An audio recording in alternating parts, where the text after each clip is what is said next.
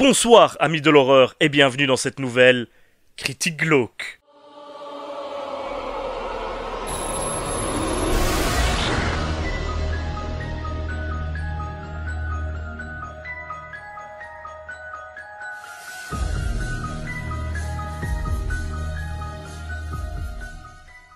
Aujourd'hui, revenons ensemble sur un film qui est malheureusement resté trop obscur dans nos contrées, mais qui a pourtant un sacré potentiel, et qui en plus est une bonne excuse pour revenir sur un sous-genre du cinéma d'horreur bien connu et que j'adore, la J-horror. Et en plus, c'est la première fois que je vais pouvoir évoquer en détail l'un de mes cinéastes préférés, à savoir Monsieur Sono Sillon en personne. En effet, aujourd'hui nous parlons de Exté, un film hommage à ce fameux sous-genre qu'est la J-horror et qui a quasiment totalement disparu en Europe de nos jours. Mais avant toute chose, un petit peu d'histoire. La J-horror est, comme son nom l'indique, un sous-genre du cinéma d'horreur né au Japon.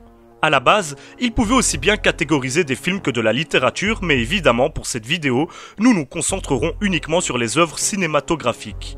À l'origine, les termes de J-horror représentaient absolument tous les films d'horreur nippons, car ces métrages ont toujours eu une ambiance particulière, propre à la culture du soleil levant. Mais tout a changé fin des années 90, avec une œuvre qui marquera son époque et dont vous avez tous au moins entendu parler, Ring de Hideo Nakata, sorti en 1998. Ce film, mettant en scène un non-ryo du nom de Sadako aujourd'hui devenu légendaire, utilisait les codes du folklore et des légendes urbaines japonais pour effrayer le spectateur. Un métrage lent, à la musique terrifiante et au final désormais iconique, qui sera le premier à quitter son pays pour conquérir l'Occident et un marché du cinéma d'horreur qui sortira complètement retourné de cette rencontre. Ce fantôme, On-ryo ou Yurei selon les points de vue, avec son apparence de jeune fille aux longs cheveux noirs lui cachant le visage, aux ongles arrachés, à la peau cireuse et à la robe blanche, terrorisera plus d'un spectateur occidental, provoquant un engouement sans précédent pour l'horreur japonaise. À partir de ce moment-là, ces films devinrent à la mode, et d'autres traversèrent les frontières à leur tour. Comment ne pas citer par exemple la saga Ju-On, qui atteindra le summum de sa gloire avec le remake américano-japonais The Grudge de Takashi Shimizu sorti en 2002, ou des films un poil moins connus comme Darkwater de Hideo Nakata à nouveau sorti en 2002, Jurei de Koji Shiraishi sorti en 2004, ou Carved du même réalisateur sorti en 2007, ou encore Appartement 1303 de Hotaru Oikawa sorti en 2007. Il y en a évidemment beaucoup d'autres, la plupart moins célèbres, sans compter les multiples remakes et suites des Ring et Ju-On, devenus au fil du temps des licences aussi populaires que les Evil Dead ou les Vendredi 13. Tous fonctionnent plus ou moins sur le même principe, du mystère, du paranormal, un esprit féminin aux longs cheveux noirs lui masquant le visage, qu'elle perd régulièrement en général, et un vague air de légende urbaine pour donner une impression de réalisme à l'intrigue. Malheureusement, la formule de Ring était déjà quasiment utilisée de la meilleure des façons possibles, et aucun des métrages qui n'a suivi n'est arrivé à sa cheville, à part peut-être l'un ou l'autre Ju-On, si vous faites partie de ceux que la lenteur de Ringu a dérangé. Et au final, les fantômes aux longs cheveux noirs ont peu à peu disparu des écrans occidentaux, ne réapparaissant que dans des énièmes et oubliables suites des remakes de ces deux immenses licences.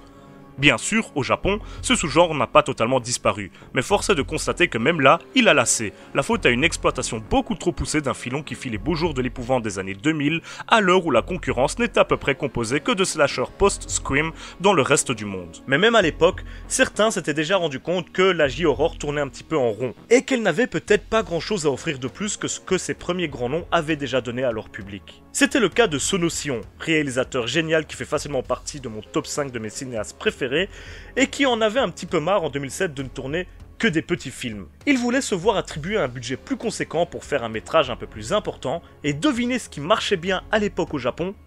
Dans le mille, la J-horror. C'est ainsi qu'est né le projet Exté, Air Extension. Exté est donc un film d'horreur japonais sorti en 2007 et réalisé par Sono Sillon, connu pour tout un tas de films comme par exemple Suicide Club sorti en 2001, Love Exposure sorti en 2008, Guilty of Romance sorti en 2011 ou encore Tokyo Tribe sorti en 2014. Au casting, nous retrouvons une méga star japonaise, à savoir Chiaki Kuriyama, que vous avez pu voir dans Ju-On The Curse et Battle Royale sorti en 2000 et dans Kill Bill Volume 1 sorti en 2003.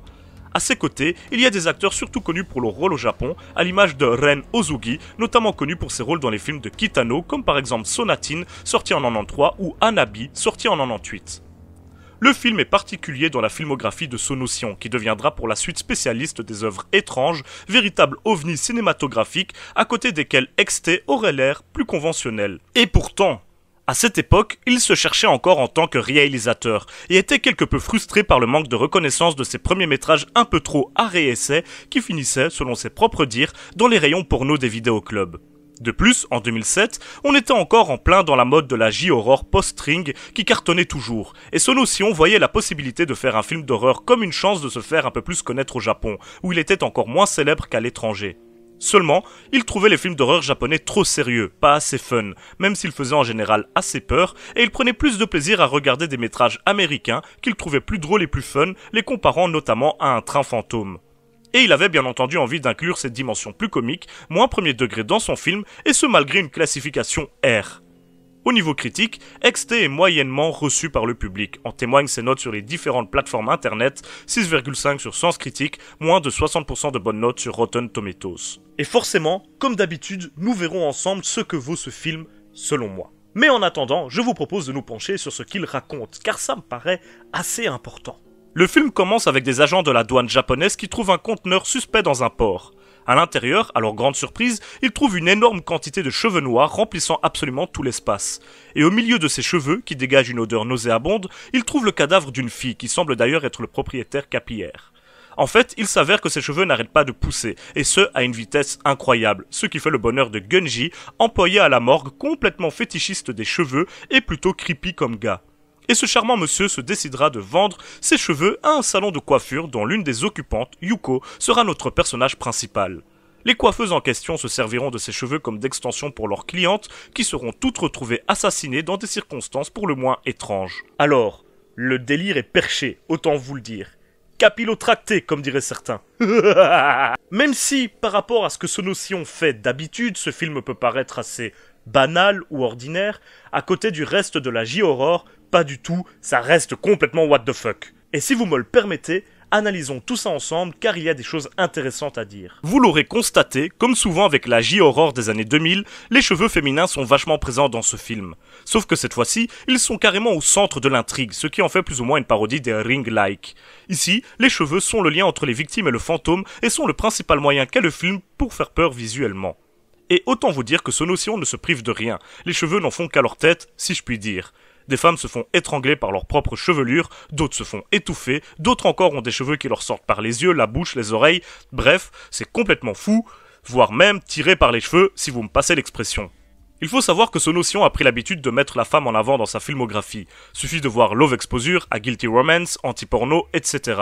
Et de ses propres aveux, il est fasciné par la jante féminine. On le voit également avec XT, qui ne comprend pour ainsi dire que des personnages féminins, et surtout un esprit tueur qui est à nouveau une femme, comme le veut la tradition de la J-horror. Et donc, ici, les longs cheveux représentent une particularité qu'ont les femmes par rapport aux hommes dans l'inconscient collectif, et est le lien que si on fait avec le sexe opposé, sa manière de continuer à le mettre sur un piédestal. Ainsi, XT est un peu comme une conclusion au J-horror, qui pousse ce filon dans ses derniers retranchements en faisant des cheveux le monstre du film. Pour Sion, c'est en quelque sorte une critique des genres cinématographiques même. Ici, un filon, celui de la femme fantôme aux longs cheveux, qui sont devenus au fil du temps des éléments esthétiques effrayants, exploités à son paroxysme. Une fois XT fait, plus aucun film ne pourrait surenchérir, et aller plus loin dans l'absurde avec ce sujet, tout en gardant une certaine cohérence. Aucun. En plus de cela, le film parle plus ou moins de mode et de conformisme au Japon, où ces mots résonnent différemment de chez nous. On voit les attitudes de certains personnages ne pensant qu'à leur apparence et ne se souciant pas des conséquences de leurs actes, même si honnêtement, ce sous-texte passe un peu à la trappe par rapport aux autres propos du film. Il faut savoir que l'idée du film est née dans l'esprit de Sonotion lors d'un casting pour un précédent film. Il avait demandé à une fille de se représenter le lendemain, et lorsqu'elle est revenue, elle avait beaucoup plus de cheveux. Interloqué, Sonotion lui a demandé comment ça se faisait. Elle lui a répondu qu'elle avait mis des extensions. Et l'idée qu'une femme pouvait porter les cheveux d'une autre personne sur sa propre tête avait totalement frappé Sonotion. Et autant vous le dire, je trouve aussi que c'est un super bon point de départ pour écrire un film d'horreur. Mais pour l'heure, il est temps de simplement parler des points positifs du film. Premier point que je trouve intéressant, le film est assez effrayant, malgré son côté burlesque. Sonotion manie à merveille le mélange des genres et ne s'est jamais limité à un seul propos, une seule idée. Et ici, il y a des idées visuelles juste géniales. Ces séquences où des cheveux sortent par les yeux sont dérangeantes au possible, et elles m'atteignent beaucoup plus qu'une scène gore par exemple. Et en plus, il y a quand même pas mal de scènes à l'esthétique recherchée et impressionnante, le spectateur en a pour son argent. Le personnage de Gunji est incroyablement creepy. Sans vouloir spoiler, c'est en quelque sorte lui le vrai méchant du film à utiliser la souffrance d'un esprit pour atteindre le plus de victimes possible, ce qui ressemble au plan d'un super méchant de Totally Spies quand on y réfléchit. Mais ça passe assez bien, il y a le côté marrant et fun qui est présent, mais qui n'empiète à aucun moment sur l'histoire et ses enjeux. Tout ça m'amène à parler de l'ambiance. La J-Horror a toujours été spécialisée dans les atmosphères glauques au possible et un fantastique savamment mélangé au réalisme et à notre société, XT ne fait pas exception.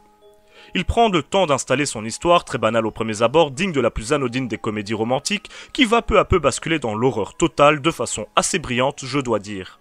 Tout ça est bien sûr appuyé par le jeu des acteurs, très correct, et par des musiques assez bien utilisées. Le film dispose de plusieurs bonnes morales, ce qui n'est pas toujours le cas dans le cinéma d'horreur. Et ces morales ne font pas vraiment niaise non plus, ce qui est bon à prendre également. Je ne les spoilerai pas ici, mais tous les éléments narratifs sont résolus à la fin et les personnes négatives payent en quelque sorte pour leurs actes. Et bon, je ne sais pas si c'est vraiment un point positif, mais la présence de Chiaki Kuriyama à la distribution est quand même vraiment cool. Voilà pour quelques-uns des points positifs, et comme d'habitude, on enchaîne sur les points négatifs. Alors, comme dit précédemment, le film commence un peu comme une comédie romantique. Et même si le passage à l'horreur est bien mené, ce côté est un poil trop présent tout de même. Il y a toute une partie de l'intrigue qui est consacrée à la nièce de la personnage principale et à sa mère qui la maltraite, qui est trop présent à mon goût. Tout le côté dramatique de ces séquences m'est un petit peu passé au-dessus de la tête, et à plusieurs moments, j'ai ressenti ça comme du remplissage, ce qui est, vous en conviendrez, un peu dommage. Malgré toute la bonne volonté du métrage, certaines séquences restent proprement absurdes. Alors, quand elles servent le propos comique du film, ça peut rester une bonne chose, mais à certains moments, il y a des répliques ou des scènes qui m'ont sorti de mon visionnage, et ça, ce n'est jamais très bon signe, surtout pour une œuvre majoritairement horrifique. Et ça, c'est le mélange des genres qu'il veut, car si la comédie et l'horreur se marient plutôt bien, il n'est pas si facile de les faire cohabiter durant tout un film. Enfin, la séquence du combat final m'a paru vraiment exagérée. Elle a quelque chose de jouissif, encore une fois, qui fait un peu film de super-héros dans sa façon de se conclure, mais je l'ai trouvé too much, et pas forcément en adéquation avec le reste du métrage. Maintenant, j'ai pris mon pied devant l'esthétisme de la séquence, ça c'est clair, mais narrativement parlant, c'était trop pour moi. Tout ça pour finir au générique avec une chanson complètement en décalage par rapport au ton du film, mais ça, en fait ça m'a fait rire. En gros, voilà les points négatifs que j'ai pu relever sur le film, entre autres. Mais je pense que vous aurez déjà compris où je me situe par rapport à ce long métrage. Et je vais vous en dire quelques mots dans ma conclusion. Eh bien, j'adore XT. Je ne suis peut-être pas toujours objectif concernant l'œuvre globale de Sonotion, que j'adore et vous conseille à tous, mais ce film d'horreur est pour moi le point final à la J-Horror, à la fois une parodie et un hommage à ce que ce sous-genre peut offrir de mieux comme de pire. Et on ressent tout l'amour et la haine que le réalisateur éprouve pour ce sous-genre tout au long de son film, ce qui aide à accepter ses multiples changements de ton. Je le considère comme un vrai film d'horreur, malgré son côté clairement absurde et grotesque, complètement assumé par ailleurs. Je n'ai jamais pensé qu'avoir un sous-texte comique pouvait nuire à l'épouvante ou l'angoisse, et XT en est une excellente preuve. Si vous êtes amateur de curiosités bizarres et de films d'horreur exotiques, je ne peux que conseiller de regarder XT, qui était à la base une bonne surprise pour moi, mais qui s'est peu à peu mû en film que j'adore. Et à chaque visionnage, certains nouveaux détails me parviennent sur l'interprétation qu'on peut en faire, même si avec Sonotion, on n'est jamais vraiment sûr que c'est véritablement un message qu'il a voulu faire passer de façon volontaire. Et c'est pour ça que son cinéma est riche. Il n'est jamais aussi simple à comprendre qu'il n'en a l'air, et ce même avec des films aux premiers abords aussi unidimensionnels que XT. En gros, j'adore. En gros, l'ambition qu'avait Sonotion de mêler la J-Horror à ce côté un petit peu plus fun que l'on retrouve dans l'horreur occidentale est complètement réussi, même si le côté fun que nous retrouvons dans XT a quand même une grande part de japonais. Il faut bien l'avouer, et ce, en grande partie dans l'esthétisme complètement absurde du film et son côté jusqu'au boutiste. Là, on retrouve clairement la folie nippone, comme on peut en voir dans des films comme Tokyo Gore Police par exemple. En attendant, c'est déjà la fin de cette critique glauque, la première de 2019, avec un film que je voulais évoquer depuis fort longtemps maintenant, mais que je n'arrêtais pas de reporter. J'espère que vous l'aurez apprécié, et si c'est le cas, j'attends vos commentaires, vos pouces bleus, voire même vos abonnements. Bientôt les 35 000, on approche à grands pas. Si vous avez envie de me soutenir, vous pouvez partager la vidéo sur les réseaux sociaux, me faire un petit don sur Tipeee ou visionner une pub sur Utip. Tous les liens sont dans la description, bien évidemment. On se retrouve dans quelques jours pour une nouvelle critique. En attendant, n'oubliez pas, si vous avez peur, c'est que vous êtes toujours en vie, et moi je vous dis à très bientôt. Salut à tous, merci d'avoir regardé la vidéo. Avec du sel et des pics, pour pouvoir avoir l'air d'un gros méchant. Je veux des cheveux avec du sel et une crête, pour pouvoir ressembler à un requin. Je veux des cheveux avec